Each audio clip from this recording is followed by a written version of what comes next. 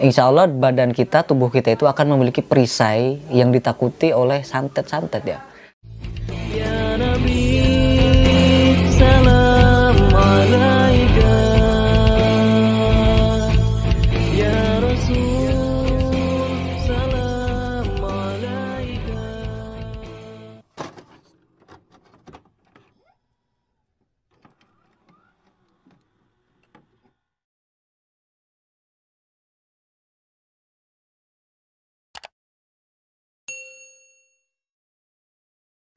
Assalamualaikum warahmatullahi wabarakatuh. Ketemu lagi dengan saya Ki Bagus Purwas. Apa kabar sedulur semua? Semoga semuanya selalu dalam keadaan sehat walafiat, selalu diberikan rezeki yang banyak oleh Allah Subhanahu wa taala. Amin ya Allah ya robbal alamin. Jadi sedulur semua, pada kesempatan kali ini saya kembali lagi hadir untuk menemani sedulur semua. Kita akan kembali lagi untuk membahas tentang dunia spiritual dan juga dunia ilmu kegoiban, terutama yaitu adalah dunia ilmu hikmah.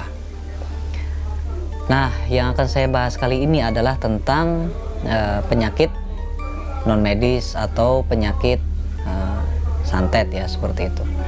Nah, penyakit santet seperti ini sedulur banyak sekali macamnya, banyak sekali namanya. Dan juga setiap daerah itu memiliki ciri khas masing-masing. Seperti halnya kalau kita melihat di Banyuwangi itu kan terkenal dengan santetnya, yang juga Sukabumi dan Banten masih banyak lagi. Di Indonesia ini memiliki budaya dan tradisi yang berbeda-beda setiap daerah. Makanya kita jangan menyalahkan siapapun di daerah manapun memiliki ilmu santet ya. Kita jangan menyalahkan siapapun, karena ilmu santet itu sebenarnya adalah ilmu yang positif sebenarnya, karena bisa untuk hal kebaikan, akan tetapi banyak orang yang menggunakannya malah untuk kejahatan. Nah, makanya sampai sekarang santet itu selalu disebut-sebut dengan ilmu yang negatif ya, ilmu yang beraliran hitam seperti itu, karena selalu digunakan untuk hal negatif. Nah, berbicara tentang santet ya, orang yang terkena santet itu mereka itu akan mengalami beberapa hal atau beberapa fenomena di dalam dirinya. Itu bisa jadi dia itu merasakan sakit di dalam dirinya, sakit di bagian-bagian tubuh tertentu. Misalnya di bagian tubuh tertentu itu bisa merasakan panas, seperti terbakar, seperti ada benda sesuatu gitu ya di dalam dirinya itu. Tapi rata-rata kebanyakan itu yang dirasakan itu adalah di bagian perut, di bagian perut. Nah, bukan berarti hanya di bagian perut. Jadi ada juga yang beberapa orang yang mengalami fenomena seperti kakinya bengkak, tangannya sakit, kepalanya berat, punggungnya dan lain sebagainya. Itu sangat banyak sekali.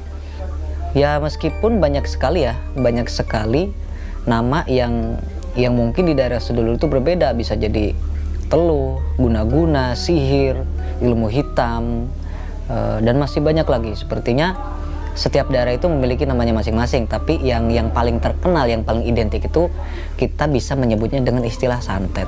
Setiap ilmu santet itu banyak sekali namanya. Ada santet kelamin. Santet kelamin itu bisa untuk mematikan alat vital sehingga tidak bisa berdiri. Ada santet tanah kuburan, ada santet buto ijo, ada santet genderuwo, ada santet pocong, ada santet gondo mayit dan lain sebagainya. Itu sangat banyak sekali. Dan setiap nama dari santet yang saya sebutkan tadi itu memiliki ciri khas masing-masing, memiliki cara kerja masing-masing, seperti itu ya. Ada yang seperti contohnya santet belatung ya. Di dalam tubuhnya itu semuanya ada belatung yang keluar dari dalam tubuh. Ada juga santet santet tali pocong, terus santet gondo mayit. Itu semuanya pokoknya memiliki ciri khas masing-masing gitu. Kalau kita bisa pernah ya, kalau kita misalnya pernah melihat orang yang disantet, itu mereka itu akan merasakan sakit di bagian anggota tubuh tertentu. Dan selama saya menangani kasus seperti ini, kebanyakan itu di daerah perut yang sakitnya. Nah, ada yang katanya di perutnya itu seperti ada benda ya. Ternyata setelah diobati keluar itu ada seperti paku, ada seperti rambut. Terus ada juga yang tidak ke badannya tapi ke rumahnya atau ke tempat usahanya. Sehingga orang-orang yang seperti ini, mereka itu akan mengalami usahanya bangkrut ataupun rumah tangganya yang berantakan dan lain sebagainya. Nah, mungkin dari sedulur semua bisa ya menganalisa ini semua, karena santet itu biasanya diakibatkan karena sakit hati, iri, ataupun karena tersaingi, seperti itu ya. Mungkin sedulur sudah paham mengenai santet itu.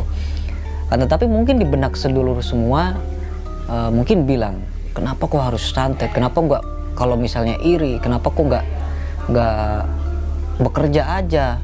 Misalnya nih, ada orang yang kaya, ada orang yang miskin ya, dan yang miskin ini sirik dengan orang yang kaya, iri dengan orang yang kaya, sehingga orang yang kaya ini disantet supaya usahanya itu berantakan, hancur, dan sehingga dia itu akan mengalami kemiskinan, sakit-sakitan. Nah, mungkin sedulur bilang, kenapa yang si miskin ini kenapa nggak berusaha aja gitu ya, nggak berusaha supaya jadi orang kaya sama seperti yang orang kaya yang tadi, malah menjerumuskan orang yang kaya tadi ya. Akhirnya apa, sama-sama miskin, nggak ada yang kaya akhirnya gitu. Makanya kasus seperti ini kadang suka sekali terjadi, bahkan sampai detik ini masih ada loh santet-santet seperti ini. Jadi bukan tidak mungkin santet itu nggak ada, nggak mungkin. Sampai detik ini pun masih ada gitu kan. Nah, makanya saya membuat video seperti ini ya, kita sama-sama belajar lah gitu ya. Apa yang saya tahu, apa yang saya pelajari ya, kalaupun itu positif, insya Allah akan saya ajarkan lagi kepada orang lain, akan saya berikan lagi kepada orang lain, seperti itu. Nah, lalu bagaimana Ki Bagus cara untuk kita supaya memiliki benteng yang kokoh, memiliki benteng yang kuat, supaya kita tidak bisa disantet, supaya kita tidak bisa diguna-guna, tidak bisa disihir, tidak bisa diteluh gitu ya. Lalu caranya bagaimana Ki Bagus supaya kita tidak terkena santet gitu ya. Jadi cara ini saya dapatkan dari seseorang yang memang saya sendiri sudah membuktikan. Saya sendiri sudah membuktikan, dan memang ada beberapa orang juga yang sudah membuktikannya juga. Jadi bukan hanya saya sendiri, tapi banyak juga yang sudah membuktikan gitu. Jadi caranya itu dengan berpuasa Senin dan Kamis. Caranya dengan berpuasa Senin dan Kamis. Jadi ini tanpa amalan, tanpa wirid, tanpa membutuhkan olah tirakat dan lain sebagainya. Pokoknya sedulur ikhlas niat puasa Senin dan Kamis. Nah, puasa Senin dan Kamis ini itu memang sangat dianjurkan sekali oleh Nabi Muhammad SAW, karena ini sunnah ya. Nabi Muhammad juga melakukannya gitu. Nah, jadi kalau sedulur misalnya istiqomah dalam menjalankan puasa Senin dan Kamis, insya Allah secara otomatis tanpa kita meminta itu diri kita itu akan memiliki benteng, seru perisai gitu ya. Puasa itu kan sebenarnya untuk membersihkan energi-energi negatif, untuk membersihkan virus-virus yang di dalam tubuh gitu ya. Jadi semakin sering kita puasa, kotoran-kotoran makanan yang kita makan itu secara otomatis akan terbuang gitu ya. Makanya banyak orang yang sering puasa itu tubuhnya kurus, karena daging-daging dalam dirinya itu ada daging, misalnya dia itu pernah melakukan minum alkohol, makan sesuatu yang haram. Nah, maka dengan cara berpuasa itu dibersihkan sedulur, dibersihkan semua. Maka ada yang orang yang puasa itu sampai badannya kurus, itu ada. Nah, makanya saya memberi tips untuk berpuasa Senin dan Kamis itu, insya Allah badan kita, tubuh kita itu akan memiliki perisai yang ditakuti oleh santet-santet ya. Karena setiap dukun santet itu mereka akan melihat dulu. Mereka akan melihat dulu targetnya siapa, dia itu memiliki benteng atau tidak, mereka memiliki perisai. Kalau misalnya dia tidak melihat dulu, nanti kalau orangnya memiliki perisai, maka si dukun itu akan kewalahan, sehingga dia itu akan berperang gitu ya dengan orang yang mau disantet tersebut, karena memiliki perisai begitu. Nah, inilah gunanya kita melakukan puasa Senin dan Kamis, yaitu supaya membentengi diri kita secara otomatis. Kalau ada yang menyatet kita, maka secara otomatis dia tidak akan bisa menembus kita, seperti itu. Maka benar kata baginda Nabi Muhammad, kita itu dianjurkan untuk berpuasa Senin dan Kamis. Nah, ini manfaatnya ada di sini gitu. Nanti kita akan merasakan sendiri hasilnya, meskipun kita akan mendapatkan pahala juga tentunya ya. Dan secara bonus kita itu akan memiliki tameng gitu. Bonusnya kita akan memiliki tameng, kita tidak akan bisa disantet oleh dukun santet, seperti itu. Nah, ini meskipun cara ini sangat sepele, orang-orang yang melakukan puasa Senin dan Kamis ini biasanya hanya orang-orang yang istiqomah dalam menjalankan ibadah ya. Kenapa kok orang yang rajin sholat masih bisa disantet? Karena kalau sholat sama puasa itu berbeda. Kalau sholat itu memang kewajiban kita setiap hari ya. Kita itu sehari itu sholat 5 waktu.